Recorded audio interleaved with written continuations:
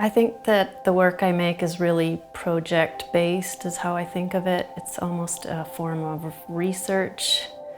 My focus is generally on the natural world and how humans are a part of that, and how we can learn about our own culture and the cultures of other species just by interacting with the other creatures we share our environment with.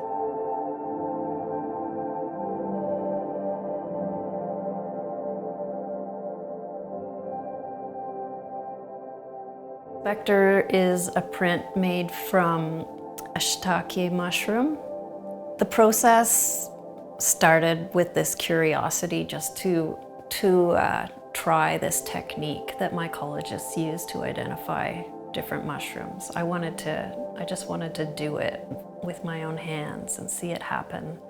And then the images were really delicate and interesting and beautiful, and they suggested something in between sculpture and photograph. And I decided, I guess it's just the way I work is slow, and I want to explore every element of the process when I can. So I went and I bought a log that was inoculated with spores and grew the mushrooms myself and used those to make spore prints. Spore prints are a method that is used to identify species of mushrooms. If you're foraging for wild edible mushrooms, that's one technique that mycologists use to identify species.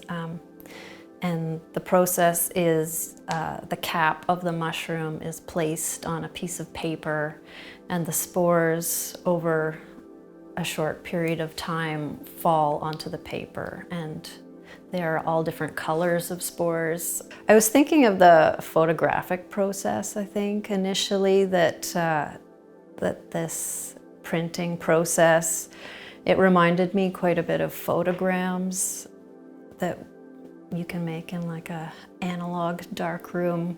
I think that mushrooms, fungus in general, are really interesting because they're not quite plant, they're not quite animal, they're so alien to us, and they move and connect things in such interesting ways. So you've probably heard about how trees use the micro-fungal network to share resources or communicate a threat.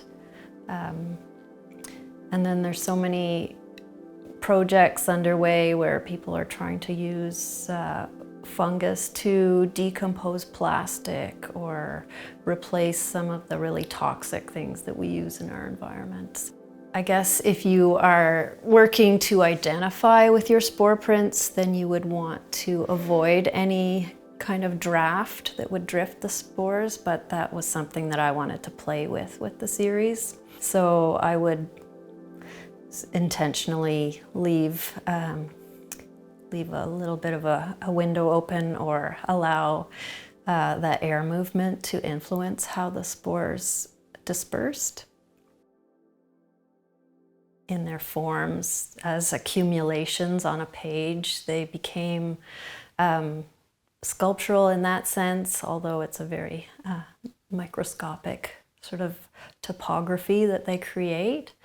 It also was, it suggested the process of automatic writing in the form of a sort of an automatic drawing done by this other species. It began to suggest to me this relationship with these sort of mediumistic photographs from Victorian seances, where people would use trick photography or try and capture these parlor room ghosts, apparitions. So those images of this sort of gauzy, otherworldly substance coming from people's mouths or eyes as they embodied spirits started to inform the series of images and inform that sort of spectral presence between the human and then this other creature, this mushroom that is performing this moment of beginning and end simultaneously. Having Spectre in a public collection is really wonderful. It's been exhibited several times since it was donated to Kitchener-Waterloo Art Gallery, and it's really interesting to see it displayed in conversation with other works, such as in the Perennials show. It's nice to see that there's a lot of conversation within each individual piece, but then to see them put together in different ways, it's nice to see those conversations shift.